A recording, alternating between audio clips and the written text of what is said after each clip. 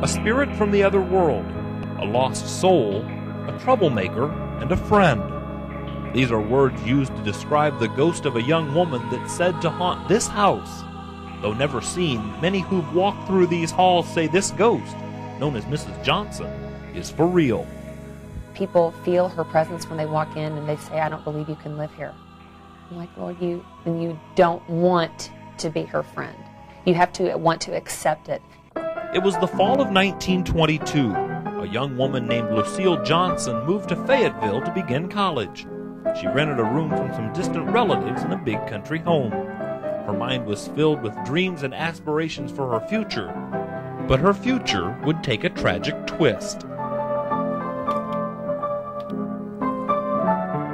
Within the next 4 years, Lucille got married. She and her husband moved into a cabin in back of the main home and had hopes of starting a family. They lived there happily while she went to school for 4 years, and one morning she said, "I'm going in the house, big house, to cook you breakfast." Walked out the front door and was never heard from again.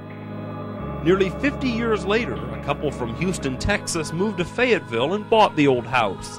Clem and Doris McClelland would later turn it into a successful restaurant and tavern called the Farmer's Daughter. Not long after, the McClellands began noticing some mysterious occurrences, many of which to this day are blamed on Mrs. Johnson. She did all these weird things in the house. We'd set up for dinner. She'd come and move everything. In the kitchen, in a hot kitchen, she wouldn't let us keep the windows up. She would move things from place to place. There would always be things that would disappear that you would later find in other areas of the restaurant with no valid explanation as to why they were gone or who had moved them. One event in particular has convinced several disbelievers Mrs. Johnson is for real. One night, it was a football night. She had messed up the service, she had messed up the plates, she had messed up the kitchen, and I was mad. And the next morning, on my piano in the room where we had tables set up, there was an object, and it was a mirror. I had never seen it before in my life. Of course, none of my boys brought me a mirror. It's the only place it could have come from. Perhaps an example of Mrs. Johnson's presence happened when we were right here. Now, the attic is where Mrs. Johnson is said to spend a lot of her time. Well, we looked around that attic and saw nothing. But when we came back with cameras ready to roll, a supposedly unlockable attic door was jammed shut, and we couldn't get in.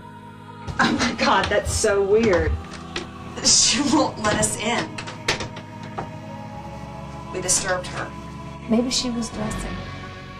Maybe she was having tea. And we walked in and we were uninvited. We interrupted her, and so she locked us out.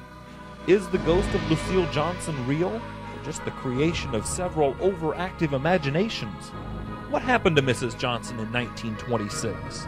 Was she murdered, or did she simply disappear only to return years later to the place she called home? She's not having as much fun as she did, but she stays with me, and I don't want to lose her. She has taken care of me now for almost 25 years. That's Miss Johnson. Real or imagined, Mrs. Lucille Johnson lives in Doris McClelland's heart, if not her home.